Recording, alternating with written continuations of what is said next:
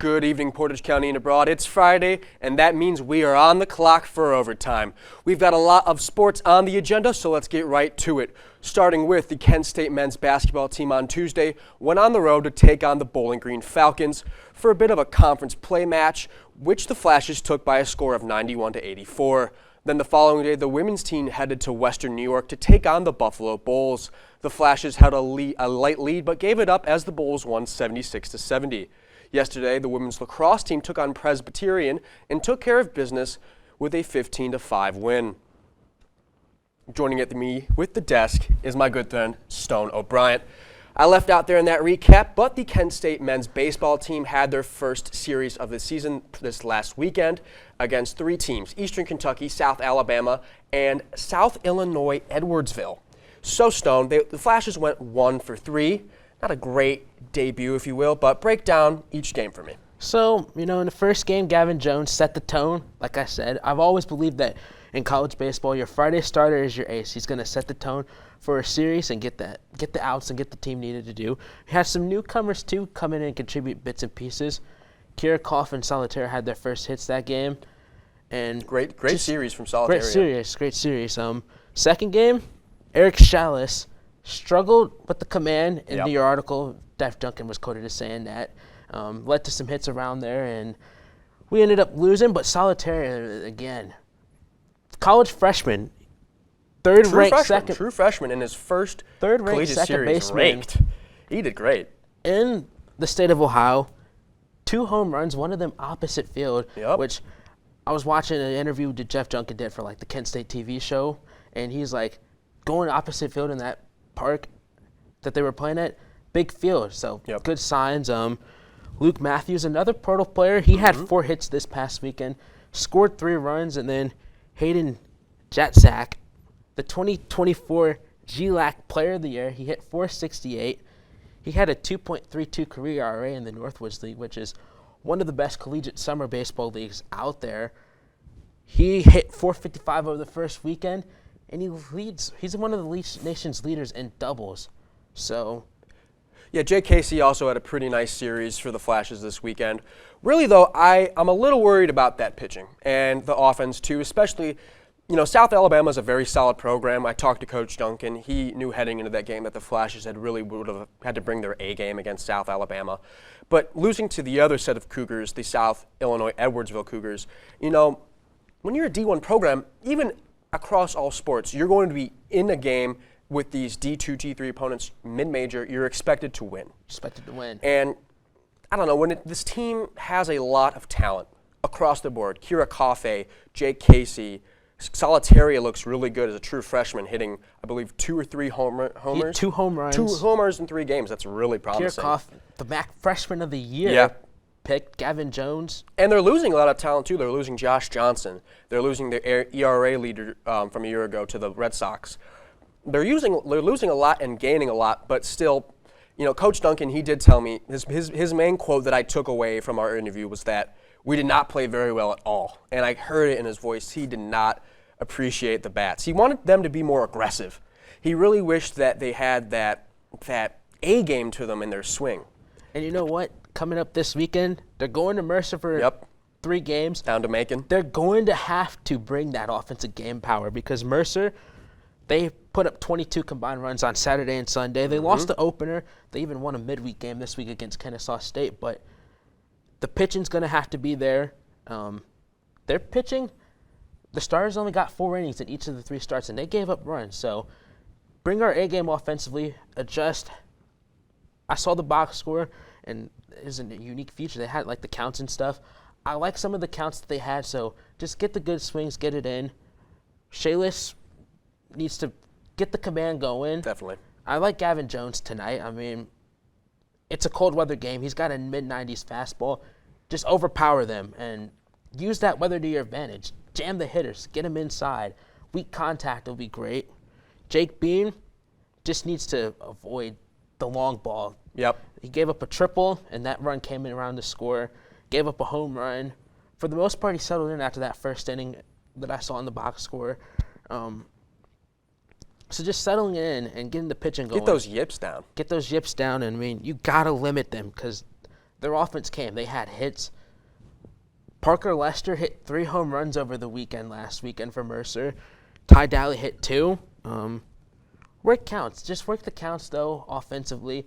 Get those pitchers out of the game earlier. I mean, I know it's early in the season, so you may be on a little bit of a pitch count, but you have to just take advantage. Take advantage of it. And be aggressive, like Coach Duncan said.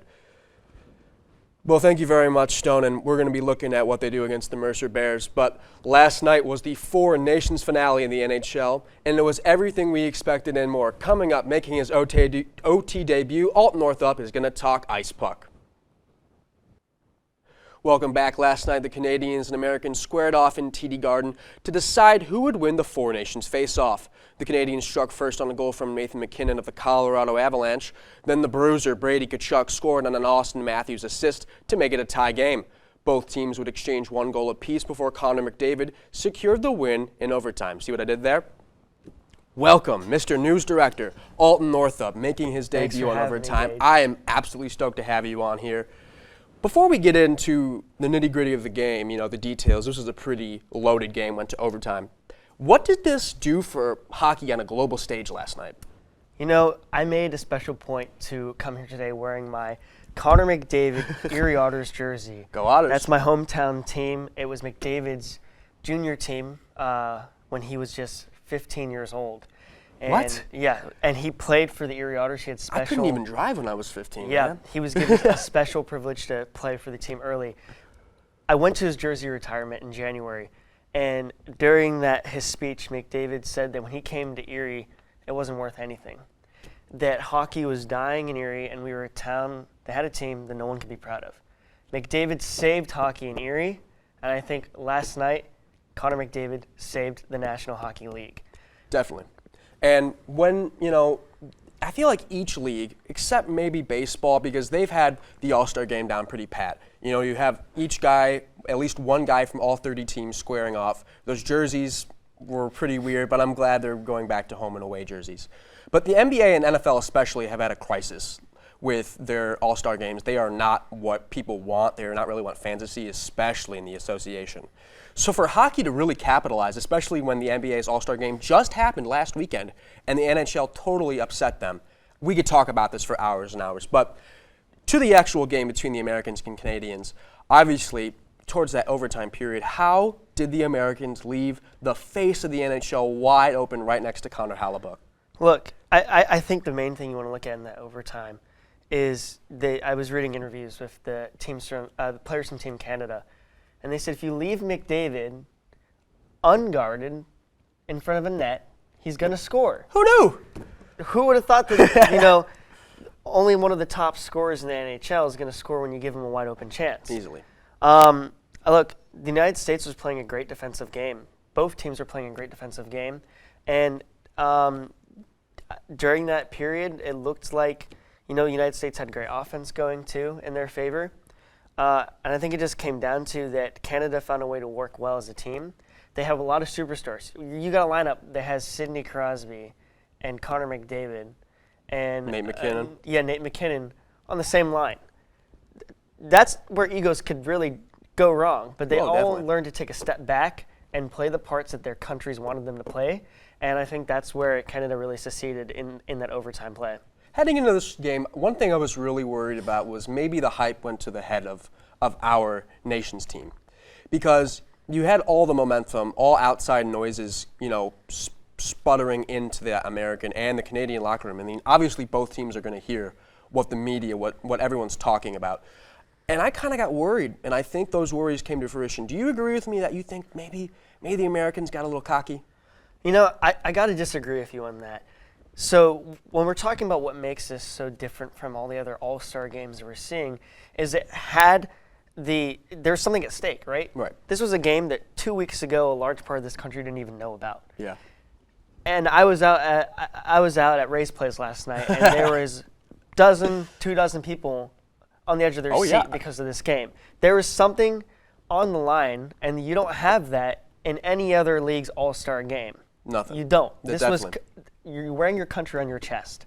And I think that motivated the United States. They have a very young team, and I think the United States, this was the strongest U.S. team that we've ever seen.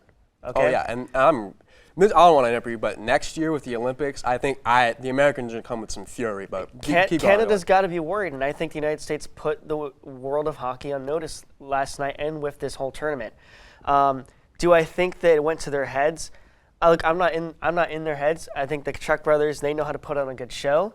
I don't think it was a detriment. I mean, we saw they performed really well last night, and I think you would agree with that. You know, I would, definitely. Both Kachuk brothers scored goals in the game.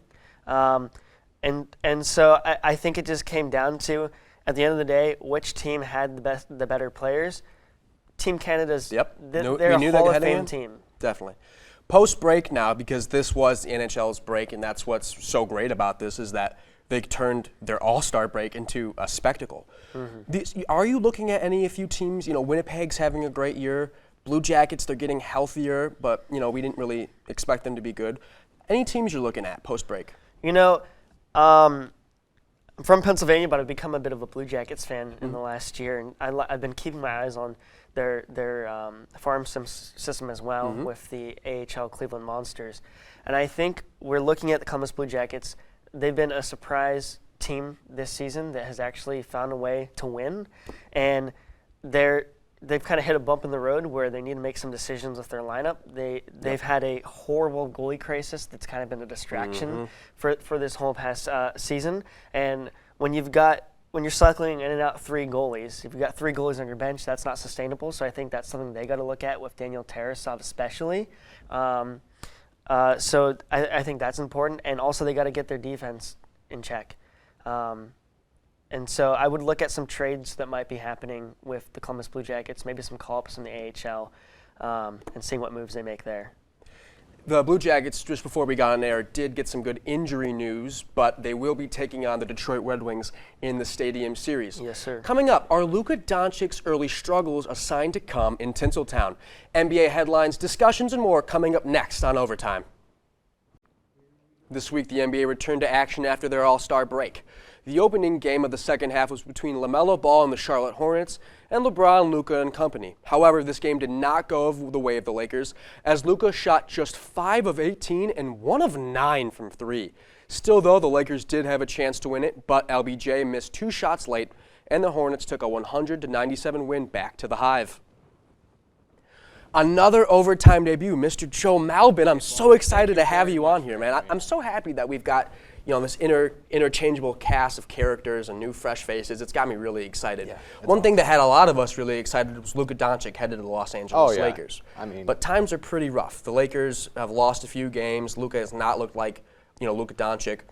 Really quickly though, do you think people are getting worried a little too quick? I think so. I think this is too soon to worry about if Luka's regressed. I think when you look at teams like the Miami Heat when LeBron left, or when LeBron came back in 2015, these teams have struggled early on, but they figured out a way to put it together.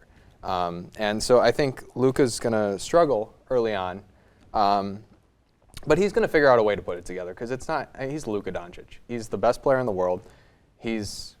Wow. Okay. Whoa. Whoa. Pause. Luka Doncic, the best player in the world. He's the second best player in the world. Second best? Who is then? That's Jokic. Right? Okay. I love it. Right?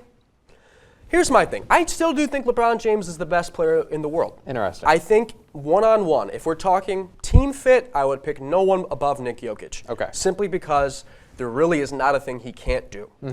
But one-on-one, I think LeBron James is the best basketball player in the world. Interesting. And I think I agree with you. I mean, the Cavs, they acquired LeBron and Kevin Love in the 14-15 offseason. But nobody really remembers those first 2 games were sluggish. I mean, we had rumors that Kevin Love didn't want to be in Cleveland. You were like, oh, is LeBron going to take his player option and leave midway through what was supposed to be and ended up being a great second comeback second hoorah for LeBron and the Cavs. Yeah. But they had to acquire J.R. Smith. They had to acquire Iman Shumpert and Timothy Mozgov. This was not an off-season acquisition, but a mid-season acquisition. We Yeah. had to remember that. And so I think the big shock was this happened in the first place, this trade. But what that seems to me is this sets them up long-term, not really short-term. Absolutely. I think LeBron's 40 years old. Right. Like, he's not going to be doing this forever. He's got 1 year left in him, Oh, at yeah. least one. Oh, yeah. But ultimately, like, this is Luka's team now. It's not LeBron's. Really? Which, yeah, See, I'd say so. that's where I differ, though, is why isn't this LeBron's team? I think even if he's 40, he's still great. He missed those 2 shots against Charlotte, but he's still, in my mind, and I think in the mind of Coach Redick, I mean, he said in a post-game interview, the kids are going to say he's glazing him.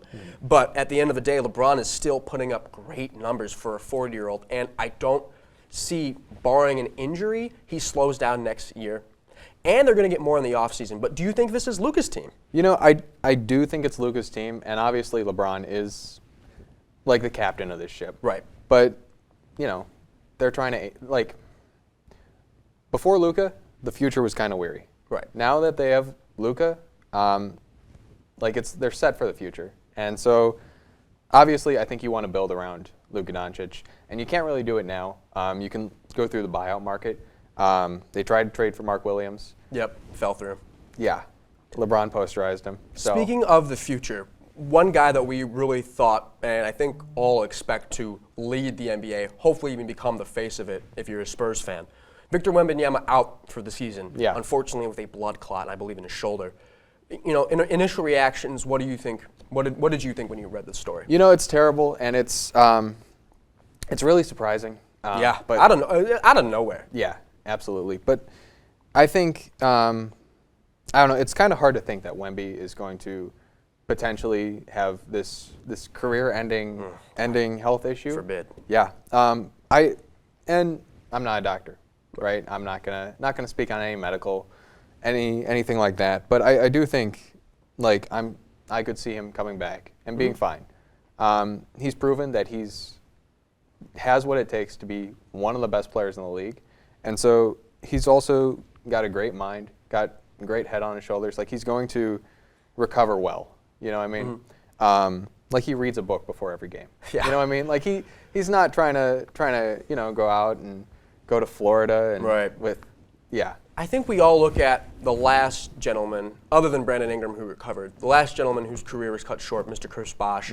And when we hear the 2 words blood clot, we think, that's it, he's gone. But there's so many medical advancements. He's very young. This is a new, fresh story. I think maybe this was a new development that they caught early, the Spurs team doctors. Yeah.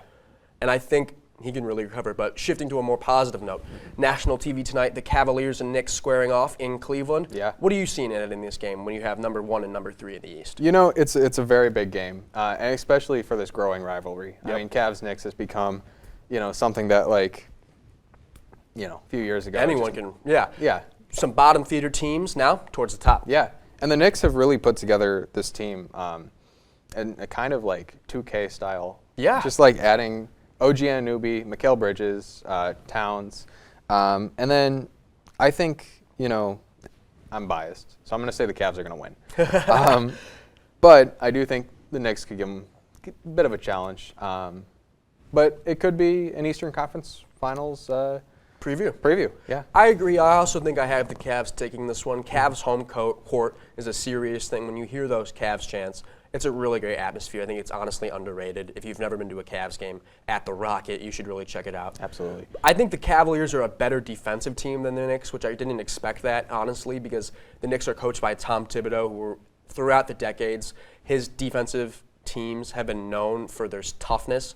But just recently, we saw the Knicks give up 140-plus points.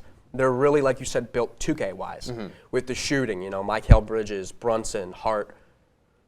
Just it's their shooting, not really their defense, that leads them to the promised lands.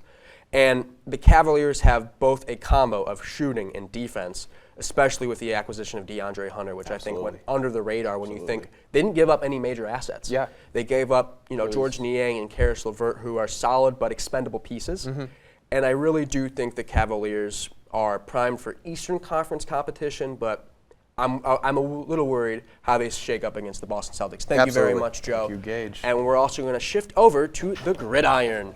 The NFL season may have concluded with an Eagles championship, but that only means that it's time to speculate who will become champions of the offseason.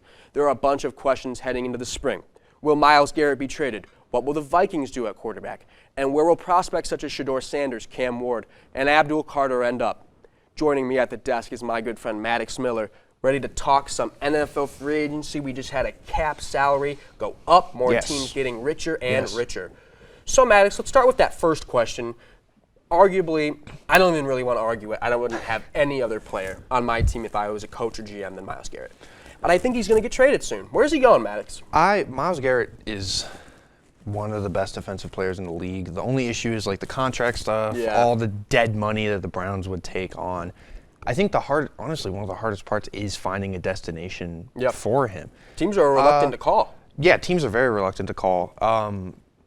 Few things have been thrown around like the Detroit Lions. He wants to go to somewhere that can win a Super Bowl. Right. So the nightmare situation, but a situation that I think is plausible, is the Philadelphia Eagles, where if he goes there, I mean, that would break all sports headlines. If you thought that when he requested a trade blew up your phone, I think Myles Garrett to the Eagles would melt your phone. Yeah. I mean, that would be insane. It would be, and genuinely would make them a top defense for the next 4 years. It would be a home run move for the Eagles, especially because guys like Josh Sweat are hitting the market. So if the Eagles want to go and upgrade a position that's already a strength, which is the D-line, because that's what won them the Super Bowl, was having a phenomenal defense.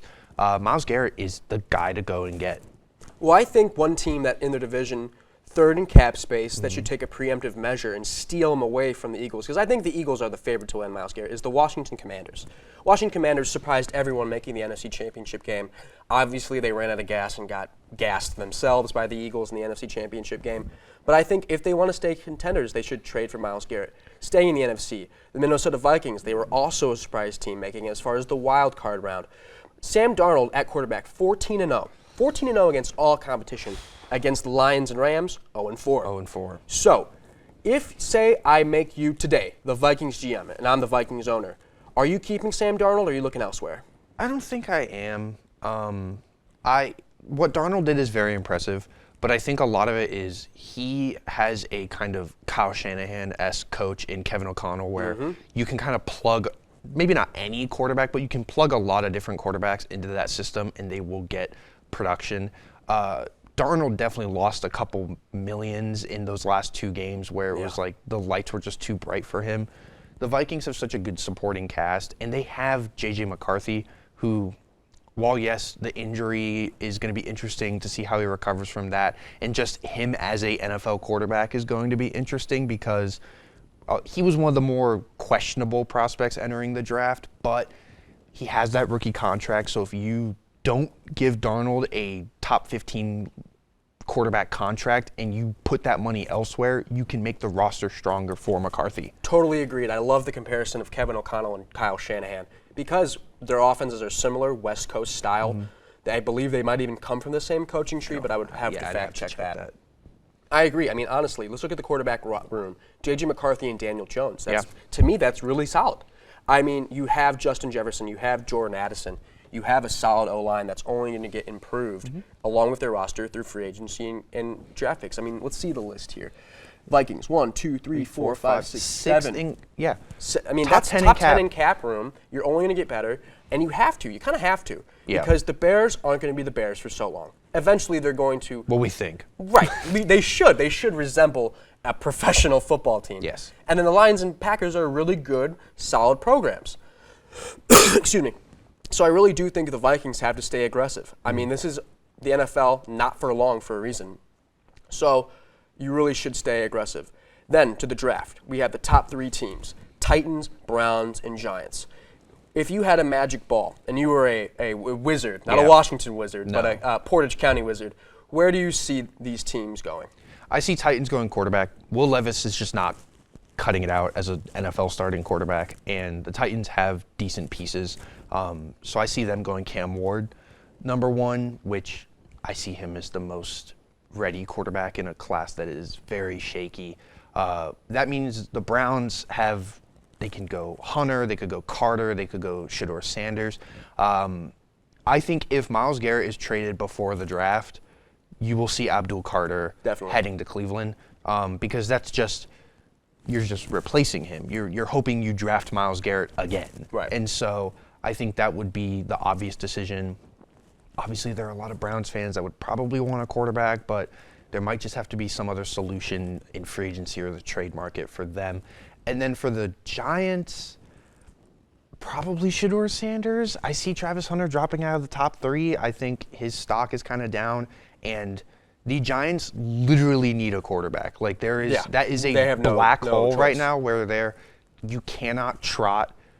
Who was playing there? Like who played that game DeVito against the and Drew Lock. DeVito, yeah, you can't trot out Drew Lock again, especially because Malik Neighbors is proving He's himself. generational. Yeah, he's proving himself to be a number 1 option at the receiver position, which is something the Giants haven't had since like the early Odell Beckham Jr. days. So it would be a mistake to not draft quarterback, even if the quarterback class isn't seen as strong. tier. Yeah, as strong as previous years.